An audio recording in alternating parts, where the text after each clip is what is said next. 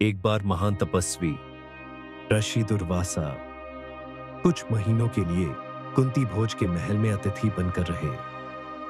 कुंती ने उनकी सेवा में कोई कसर न छोड़ी। ऋषि अत्यंत प्रसन्न हुए और जाने से पहले कुंती को एक विशेष वरदान दिया। ऋषि दुर्वासा, हे कन्या, मैं तुम्हें एक दिव्य मंत्र देता हूं। इसके प्रयोग से तुम किसी भी देवता को बुला सकती हो और वे तुम्हें संतान प्रदान करेंगे। पर ध्यान रखना, इस शक्ति का उपयोग सोच समझ कर करना। कुंती उस समय युवा थी और उन्हें यह वरदान चमत्कारी और रहस्यमय लगा। जिज्ञासावश उन्होंने एक दिन मंत्र का प्रयोग किया और सूर्य देव का आह्वान कर डाला। मंत्र पढ़ते ही आकाश में तेजस्वी प्रकाश फैला और स्वयं सूर्यदेव प्रकट हुए। हे कुंती, तुमने मुझे बुलाया है। मैं तुम्हारी पुकार को अनसुना नहीं कर सकता। यह दिव्य पुत्र लो। यह तेजस्वी, महान, धर्मनिष्ठ और वीर योद्धा होगा। कुछ ही क्षणों में कुंती की गोद में एक दिव्य बालक आ गया। उसका शरीर स्वर्ण सा चमक रहा था। कान में कुंडल और शरीर पर जन्मजात कवच था। परंतु यह दिव्यता ही कुंती के लिए चिंता का कारण बन गई। कुंती विस्मित और भयभीत, मैं अविवाहित हूं। समाज इसे कभी स्वीकार नहीं करेगा।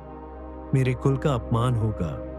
हे देव, मैंने यह क्या कर डाला? कुंती ने अपनी ममता को मारकर आंसुओं के साथ उस बालक को एक सुंदर लकड़ी के बक्से में रखा और नदी में प्रवाहित कर दिया। वही बक्सा बहते बहते एक दूर स्थान पर पहुंचा, जहां एक सारथी अधिरथ और उसकी पत्नी राधा नदी के किनारे स्नान कर रहे थे। जब उन्होंने बक्सा खोला तो उनके आश्चर्य का ठिकाना न रहा। राधा, देखो अधिरथ, यह बालक तो जैसे देवता का वरदान है। कितनी दिव्यता है इसमें। हम तो वर्षों से संतान की कामना कर रहे थे। अब यह बालक हमें मिला है। यह हमारा पुत्र होगा।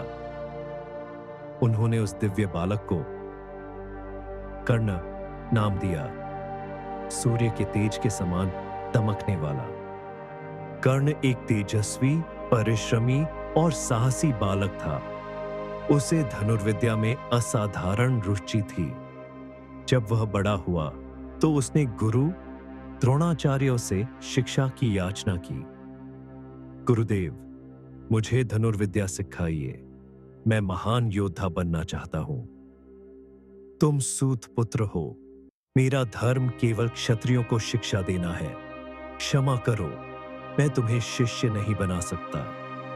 अपमानित और आहत होकर कर्ण ने मन में ठान लिया, ज्ञान तो मुझे मिलेगा, चाहे जिस रूप में हो। कर्ण ने ब्राह्मण का वेश धारण कर भगवान परशुराम की शरण ली। वही परशुराम जो केवल ब्राह्मणों को ही अस्त्र शस्त्र की विद्या सिखाते थे। हे गुरुदेव, मैं एक तपस्वी ब्राह्मण हूं और धनुर्विद्या सीखना चाहता हूं। मुझे शरण दे। परशुराम ने उसकी प्रतिभा देखकर उसे शिष्य बना लिया। कर्ण ने कठिन तप और समर्पण से गुरु की सारी विद्या सीख ली। परंतु एक दिन उसकी नियति ने करवट ली। एक दिन परशुराम तपस्वी जीवन के कारण थके हुए थे। उन्होंने कर्ण की गोद में सिर रखकर विश्राम करना चाहा।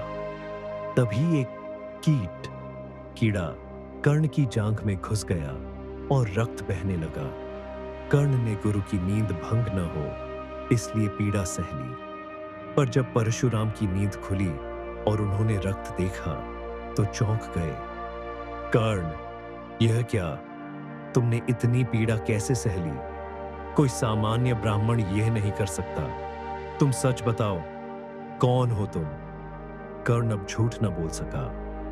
नम्रतापूर्वक, गुरुदेव, मैं ब्राह्मण नहीं, एक सूत पुत्र हूं। क्षमा करें। परशुराम क्रोधित हो उठे। उन्हें लगा कि उनके साथ छल हुआ है। तुमने मुझे धोखा दिया है, इसलिए मैं तुम्हें शाप देता हूं। जब तुम्हें अपनी विद्या की सबसे अधिक आवश्यकता होगी, तब तुम उसे भूल जाओगे।